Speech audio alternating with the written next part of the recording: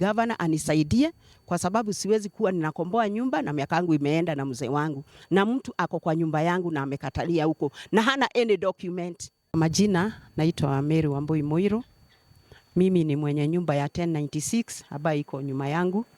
Nimekuja siku ya leo kwa sababu nilikuwa hapa Friday kuhusu nyumba hii ambaye niliweza kumwachia rafiki yangu ambaye alikuwa anaitwa Sophie Maina. Nikaenda Uganda kumwangalia mume wangu wakati wa COVID na niliweza kukawia kidogo. Lakini saa zile nilirudi nilikuta Sophie ametoka nyumba, ameachia watoto ambaye alisema ni watoto wa aunti yake. Tangu siku hiyo Sophie hakunielezea akiachia watoto hao nyumba. Alitoka tu na akapea hao watoto. Nami saa zile nilirudi nikakuta nyumba iko na watu wengine. Na nikamuuliza Sophie, kwa nini umepeana nyumba yangu? Akaniambia hapana, hao ni watoto wa aunti yangu, hawatakusubua, sijui nini. Nikawaambia wahame. Huyo msichana akasema apeo wakati, apeo nafasi, atafute nyumba, atahama. Nikampea nafasi kama ya miezi kadhaa kwa sababu ilikuwa kitu kama mwezi wa 4 2021 mpaka July 2021. Bado hakupata nyumba. Akaniambia niongezea another 1 month, mimi nitahama nyumba kwa sababu nilikuwa nataka kuingia nyumba hii na mume wangu. Na hii nyumba imekuwa yangu, nimekuwa nikikaa hapa tangu 2018 na nilienda Uganda 2020.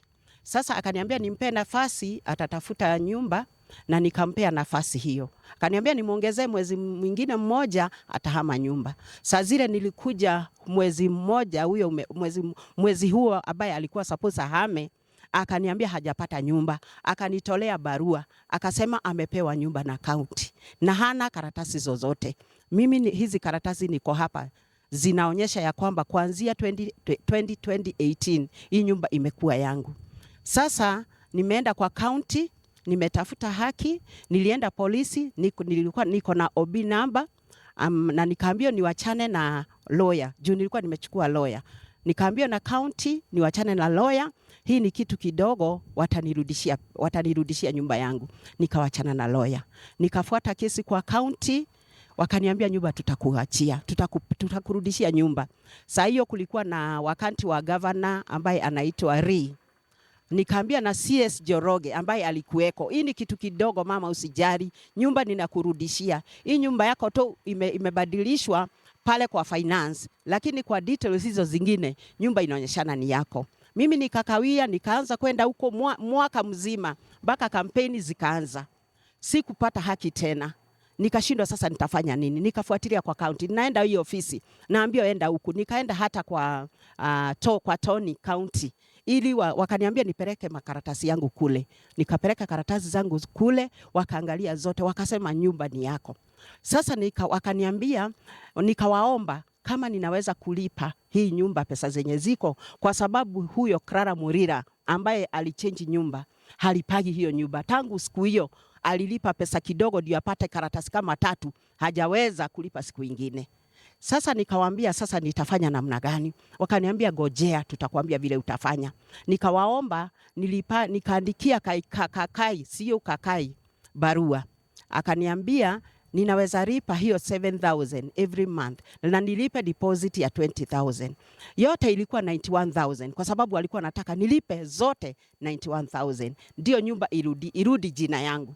Nikasema sitaweza. Nikaandika hiyo barua, wakaniambia watanipea, nikaona hawanipei, lakini wakarudi wakasema nilipe pesa zote ambazo ziko kwa sababu siku ikiwa 91,000 sikuwa na hizo pesa.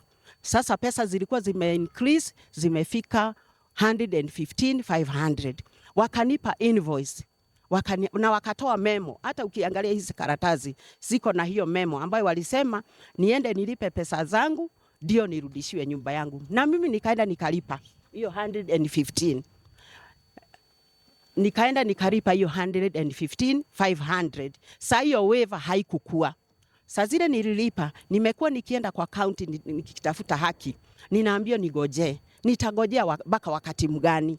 Ninaenda huko kila siku nikiwaambia sasa nitafanya nini? Nililipa nyumba.